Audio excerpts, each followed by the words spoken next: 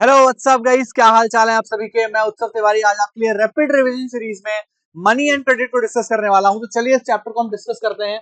Money and credit जो chapter है बहुत इंपॉर्टेंट चैप्टर है from your board examination perspective. अगर मैं इकोनॉमिक्स की बात करूं तो इकोनॉमिक्स में ये एक ऐसा चैप्टर है जहां से क्वेश्चंस आते हैं और कॉन्सेप्चुअली बहुत इंपॉर्टेंट है। Got it. चलिए शुरू करते हैं हमारा चैप्टर मनी एंड क्रेडिट। सबसे पहले हमारे पास माइंड मैप है। इस माइंड मैप का आप चाहो तो स्क्रीनशॉट भी ले लेना। इस पर्टिकुलर माइंड मैप में आप देख पा रहे होगे सबसे पहले हम जो डिस्कस कर रहे हैं दैट इज बार्टर सिस्टम हम डिस्कस करेंगे। क्या डिस्कस करेंगे भाई? Barter system. बार्टर सिस्टम के बाद हम पढ़ेंगे डबल कोइंसिडेंस ऑफ बॉन्ड क्या होता है। उसके बाद हम देखेंगे पॉजिटिव एंड नेगेटिव इफेक्ट्स और रोल ऑफ क्रेडिट।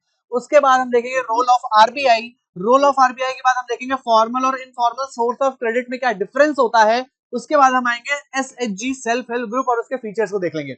ये जितनी भी चीजें मैंने लिखी ये सब पीवाईक्यू टॉपिक्स है। क्या है भाई? PYQ topics. बस अगर इतना पढ़ लें तो हमारा सब कुछ कंप्लीट हो जाएगा। चलो भाई शुरू करते हैं। आते हैं सबसे पहले बार्टर सिस्टम पे। क्या डिस्कस करते हैं? Barter system. ठीक है, आप यहाँ पर देख पा रहे हो लिखा हुआ है व्हाट इज बार्टर, आगे लिखा हुआ है डबल कोइंसिडेंस ऑफ बॉन्ड। इसके चैलेंजेस को समझ लेते हैं भाई। बार्टर सिस्टम का मीनिंग क्या होता है? तो बेसिकली बार्टर सिस्टम का मतलब म्यूचुअल एक्सचेंज ऑफ गुड्स। जब आप मनी का यूज नहीं करते, किसका यूज नहीं करते भाई? मनी का यूज नहीं करते। विदाउट यूजिंग मनी आप क्या कर रहे हो? बाइंग और सेलिंग कर रहे हो चीजों की। हिंदी में इसको कहते हैं वस्तु विनिमय प्रणाली। वस्तु का विनिमय कर लिया है, गुड्स के बदले गुड्स आप दे रहे हो, है ना। उसके बेसिस पे आपका ट्रेड हो रहा है, एक्सचेंज हो रहा है, उसी को हम कहते हैं बार्टर सिस्टम। बार्टर सिस्टम का एक यूनिक फीचर क्या है भाई? वो है डबल कोइंसिडेंस ऑफ बॉन्ड। क्या है? Double coincidence of bond. Double coincidence of bond का मतलब क्या होता है? इसका मतलब होता है कि जो चीज मुझे चाहिए वो आपके पास है और जो आपको चाहिए वो मेरे पास है, और हम दोनों आपस में क्या कर सकते हैं भाई? एक्सचेंज कर सकते हैं। ठीक है, इसी को हम कहते हैं double coincidence of bond. But ऐसा जरूरी नहीं है कि हमेशा डबल कोइंसिडेंस ऑफ बॉन्ड हमारी मैच करे। समझ में आ गई बात? ये इसकी एक लिमिटेशन है। लिखा हुआ है यहाँ पे इकोनॉमिक लिमिटेशन में, आप देखो लिखा हुआ है टाइम वेस्ट होता है। क्या वेस्ट होता है भाई? Time wasted finding exact trade partner. Exact trade partner ढूंढना पड़ता है। नो स्टैंडर्ड वैल्यू, कोई स्टैंडर्डाइज वैल्यू नहीं होती इसकी। समझ में आ गई बात? Difficulty in future contract hinder growth. ठीक है, डिफिकल्टी होती है कॉन्ट्रैक्ट करने में। तो इस तरीके से यहाँ पे प्रॉब्लम थी बार्टर सिस्टम के अंदर, इसलिए बार्टर सिस्टम को डिसकंटिन्यू कर दिया गया। ये देखो आप यहाँ पे, ठीक है, इस तरीके से मार्केट्स लगे हुए होते थे हमारे प्रीवियस या प्रिमिटिव टाइम्स में, हिस्टोरिक टाइम्स में, जहां पे बार्टर सिस्टम के थ्रू ही हम गुड्स को प्रैक्टिस किया करते थे या ट्रेड को प्रैक्टिस किया करते थे। समझ में आ गई बात? चलो भाई आगे आते हैं। बार्टर सिस्टम के बाद जो हमें पढ़ना है that is the evolution of money. क्या पढ़ना है? Evolution of money. मनी का यूज क्यों आया, ठीक है, और मनी को हम क्यों लेकर के आए मार्केट में। तो सबसे पहले लिखा मीडियम ऑफ एक्सचेंज। क्या था ये भाई? मीडियम ऑफ एक्सचेंज था। ठीक है, as a medium of exchange हम यूज कर सकते थे किसको? मनी को। अब हमें कोई भी डबल कोइंसिडेंस ऑफ बॉन्ड की जरूरत नहीं थी। जस्ट आप पैसे दो और गुड्स को परचेज कर लो। एक स्टैंडर्डाइज वैल्यू हमने क्रिएट कर दी। क्या कर दी भाई? स्टैंडर्डाइज वैल्यू को हमने क्रिएट कर दिया। दूसरा लिखा हुआ है स्टोर ऑफ वैल्यू। ठीक है, इसके अंदर एक वैल्यू स्टोर होती है। किसके अंदर वैल्यू स्टोर होती है? उस मनी के अंदर। ठीक है, तो आप उस पर्टिकुलर पैसे को क्या कर सकते हो भाई? सेव करके रख सकते हो। मान लो आपने कोई प्रोडक्ट लिया, ठीक है, और उस प्रोडक्ट को अगर आप स्टोर करके रखोगे तो वो पेरिश हो जाएगा, उसकी एक ड्यूरेबल लाइफ है। समझ में आ गई बात? बट आप पैसे को तो सेव करके रख सकते हो काफी लंबे समय के लिए। ठीक है, तो वैल्यू को आप स्टोर कर सकते हो, पैसे को आप स्टोर कर सकते हो, ठीक है, सेव कर सकते हो बैंक में। नेक्स्ट लिखा हुआ यूनिट ऑफ अकाउंट। क्या लिखा हुआ है? Unit of account. ठीक है, इकोनॉमिक ट्रांजैक्शन की लैंग्वेज है। किसकी लैंग्वेज है? इकोनॉमिक ट्रांजैक्शन की लैंग्वेज है मनी। मनी से आप इकोनॉमिक ट्रांजैक्शन इजीली कर सकते हो। ठीक है, so it is a unit of account. That's why money को हमने क्या किया भाई? इंट्रोड्यूस किया। चलो भाई आगे आते हैं, है ना। ये आप पैसे वैसे देख पा रहे हो, सिक्के वगैरह, चले जो हमारे, है ना। अब हम नेक्स्ट आते हैं that is reserve bank of India. किस पे आते हैं? रिजर्व बैंक ऑफ इंडिया पे आते हैं। रिजर्व बैंक ऑफ इंडिया का क्या काम है, या बैंक का क्या काम है, मैं आपको बता देता हूँ। बैंक का सिंपल सा काम है, वो मेरे से पैसे लेगा, ठीक है, डिपॉजिट करवाएगा, उसके बाद फिर वो आगे जिसको भी जरूरत होगी उसको लेंड कर देगा। ठीक है, ऑन पर्टिकुलर इंटरेस्ट रेट पे। किस पे? एक पर्टिकुलर इंटरेस्ट रेट पे वो लेंड कर देगा। उस इंटरेस्ट रेट के बाद उसको जो भी इनकम मिलेगा वो बैंक का इनकम कहलाता है। ठीक है, अब बैंक में से एपेक्स बैंक कहलाता है, वो कहलाता है हमारा RBI, that is reserve bank of India. कब इसका फॉर्मेशन हुआ था? 1935 में इसका फॉर्मेशन हुआ था। यहाँ पे आप उसका लोगो देख पा रहे होंगे। ठीक है, यहाँ पे हमारे पास टाइगर है और एक पाम ट्री है। इसका हेडक्वार्टर कहाँ है? मुंबई में है। ठीक है, समझ में आ गई बात? तो चलो हम समझते हैं कि आरबीआई के फंक्शंस क्या है। 5 मार्क में पूछा जा सकता है, लेट अस अंडरस्टैंड। सबसे पहले लिखा हुआ है एपेक्स बैंक ऑफ इंडिया। क्या लिखा हुआ है? ये एक apex bank of India. Apex bank मतलब टॉप मोस्ट बैंक है। ठीक है, इससे बड़ा भी बैंक कोई भी एग्जिस्ट नहीं करता है इंडिया के अंदर। Got it? इसको पूरे राइट्स दिए गए हैं, जितना भी राइट एक्सरसाइज करेगा बैंक से रिलेटेड, जो भी हमारे मॉड्यूल्स बनेंगे या फिर जो भी जिसको हम कह सकते हैं कि क्या बनेगा, हमारा रूल्स एंड रेगुलेशन बनेगा, वो यहीं से बनने वाला है। Got it? समझ में आ गई बात? आरबीआई ही सुपरवाइज करता है, कंट्रोल करता है through out the banking system जो भी चल रहा है इंडिया के अंदर।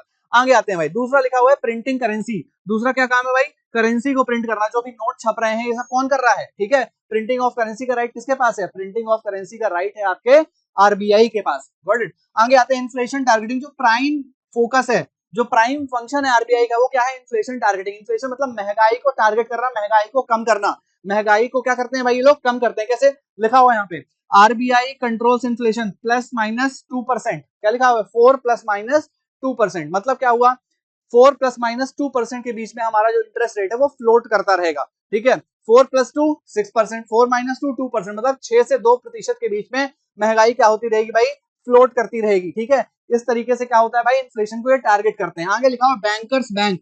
अब ये बैंकर्स बैंक का मतलब क्या होता है, बैंकर्स बैंक का मतलब है कि जैसे हमें अगर लोन की जरूरत है तो हम बैंक के पास जाएंगे, बट अगर बैंक को पैसे की जरूरत हुई, बैंक को लोन की जरूरत हुई, तो वो किसके पास जाएगा, वो जाएगा सीधा आरबीआई के पास, ठीक है। और आरबीआई के गवर्नर से डिमांड करेगा, आरबीआई से डिमांड करेगा फॉर द लोन। तो ये बैंकर्स बैंक है। बैंक को भी कौन देता है, लोन देता है, कौन देता है, आरबीआई देता है।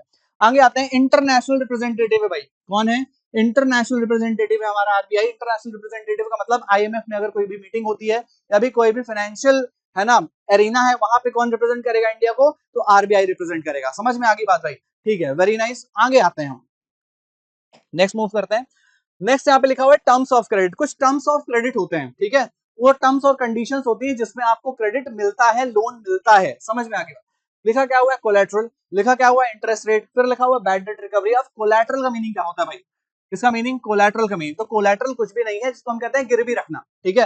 बैंक ऐसे ही तो किसी को लोन दे नहीं देगा, ठीक है, तो बैंक क्या करता है भाई, बैंक अपने पास सिक्योरिटी रखता है। सिक्योरिटी कोलेटरल के फॉर्म में होती है। कोलेटरल बेसिकली कोई भी एसेट हो सकता है, कोई भी आपकी वैल्यूएबल चीज हो सकती है, जिसको आप क्या कर सकते हो भाई, एज अ मॉर्गेज रख सकते हो। मॉर्गेज मतलब गिरवी रख सकते हो बैंक में। फॉर एग्जांपल आपको 8 लाख का लोन चाहिए, तो आपके पास लैंड है जिसकी वैल्यू है 10 लाख रुपए, तो उस जमीन के पेपर्स आपको किसके पास रखने पड़ेंगे, बैंक के पास रखने पड़ेंगे, as a collateral, as a गिरवी। समझ में आ गई बात, तो इसी को हम क्या कहते हैं भाई, कोलेटरल कहते हैं। आगे आते हैं इंटरेस्ट रेट। अब ये इंटरेस्ट रेट क्या है, इंटरेस्ट रेट वो रेट है ना, वो रेट है, वो अमाउंट है जिस बेसिस पे आपको क्या मिलता है भाई, लोन मिलता है, ठीक है। आपको 1 लाख रुपए का लोन मिला तो बैंक उस पर 10% इंटरेस्ट रेट लेगा। तो अगर 1 लाख का 10% निकालोगे तो हो जाएगा 10,000। मतलब जब आप पैसे लौटाओगे तो 1,10,000 रुपए टोटल आपको लौटाना पड़ेगा बैंक को, ठीक है। और वही जो 10,000 रुपए है वो क्या है, बैंक की कमाई है भाई।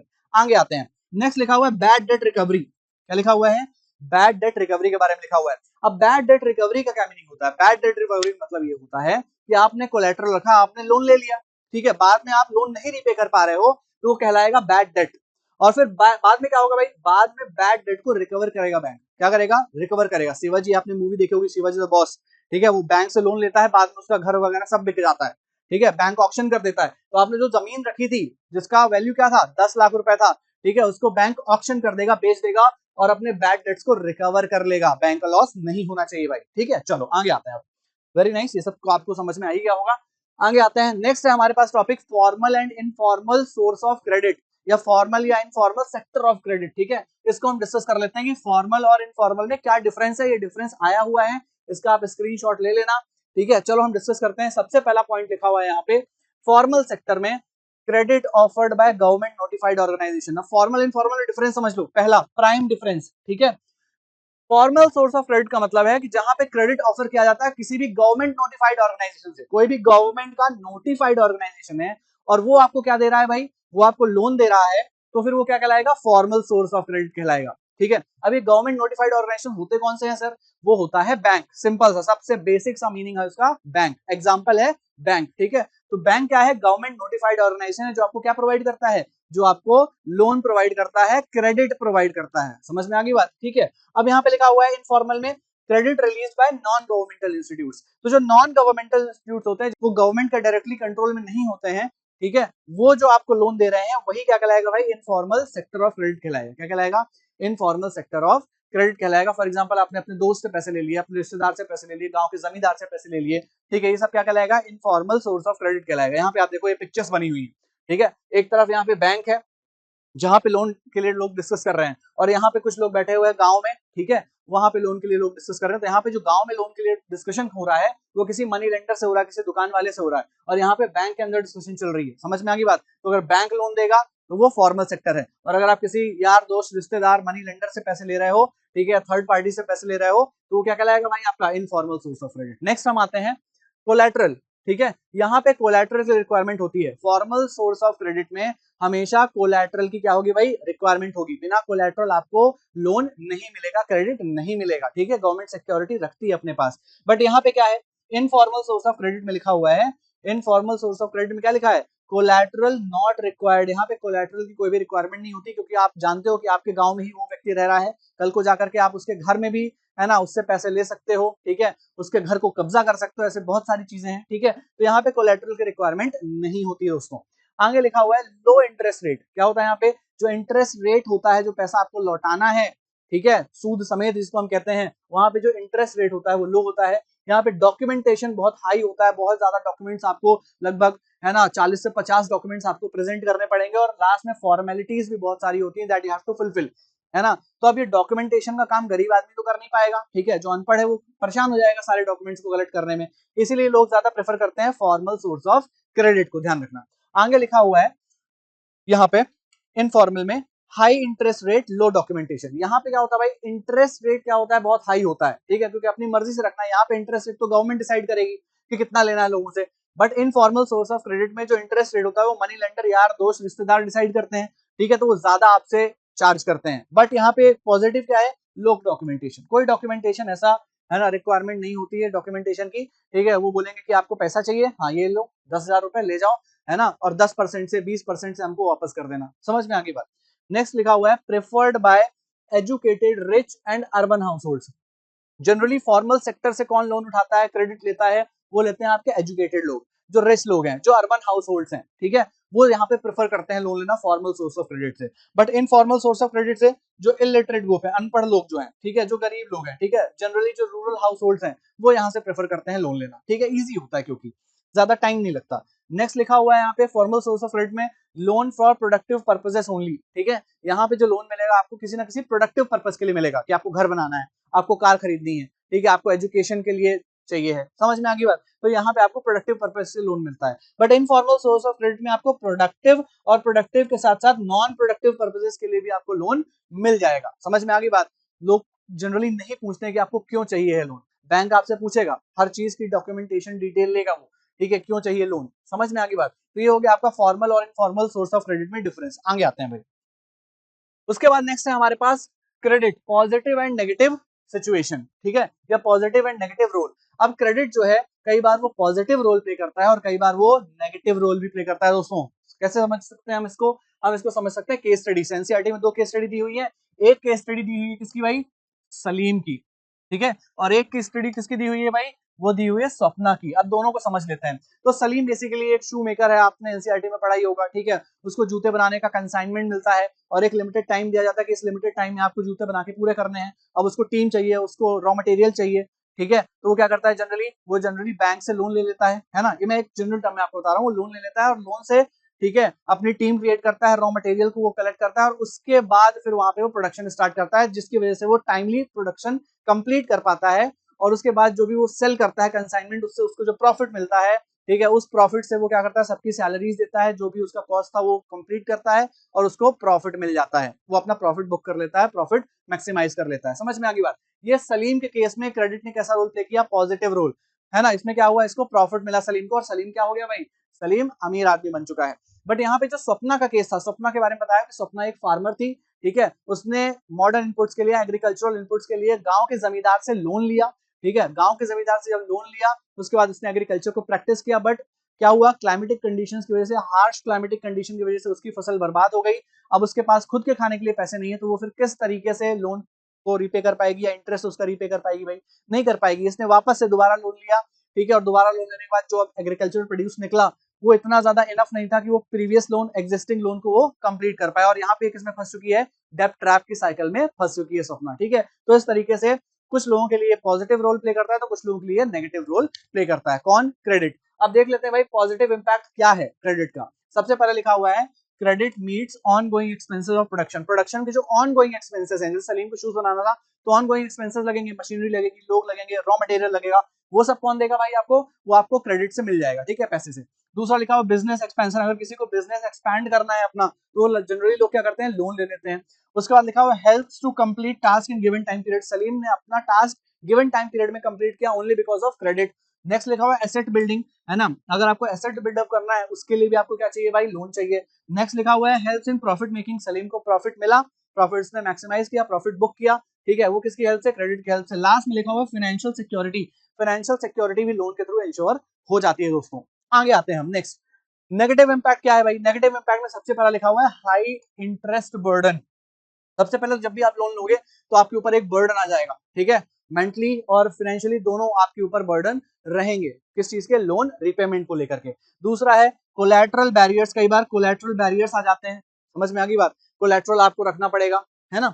नेक्स्ट लिखा हुआ है डेब्ट ट्रैप, बहुत से लोग डेब्ट ट्रैप में फंस जाते हैं, जैसे स्वप्ना डेब्ट ट्रैप में फंस गई, है ना, और डेब्ट ट्रैप एक बहुत ही खतरनाक सिचुएशन होती है। तो ये कुछ पॉजिटिव और नेगेटिव, है ना, क्या थे एस्पेक्ट से क्रेडिट के, समझ में आ गई बात। चलो आगे आते हैं। नेक्स्ट लिखा हुआ है SHG, वेरी इंपॉर्टेंट, एग्जाम में आने के चांसेस सबसे ज्यादा किसके बारे में बात करी गई है, सेल्फ हेल्प ग्रुप की, है ना, इसको स्क्रीनशॉट ले लेना अगर आपको चाहिए तो। सेल्फ हेल्प ग्रुप होता क्या है मैं आपको बता देता हूं, नाम से ही समझो इसको, सेल्फ हेल्प ग्रुप, स्वयं सहायता समूह, खुद की हेल्प करने के लिए एक ग्रुप बनाया गया है, उसी को हम क्या बोल देते हैं दोस्तों, उसी को हम बोल देते हैं सेल्फ हेल्प ग्रुप। यहाँ पे लिखा हुआ है स्मॉल वॉलंटरी ग्रुप, सबसे पहले क्या लिखा हुआ है, ये एक स्मॉल और वॉलंटरी ग्रुप होता है, इसका मतलब क्या है, 10 से 20 मेंबर्स होंगे, ठीक है, जो सिमिलर सोशियो इकोनॉमिक बैकग्राउंड से आ रहे होंगे, वो लोग मिलकर के अपना एक ग्रुप बनाएंगे। उसके बाद क्या होगा भाई, उसके बाद फिर रेगुलर सेविंग होगी, क्या होगी, रेगुलर सेविंग। रेगुलर सेविंग का मतलब जो भी जिसके पास भी जितना भी पैसा होगा वो सब उस पैसे को क्या करेंगे, कलेक्ट करेंगे, उससे एक पूल बनाएंगे। किस चीज का पूल बनाएंगे, पूल ऑफ फंड्स, ठीक है।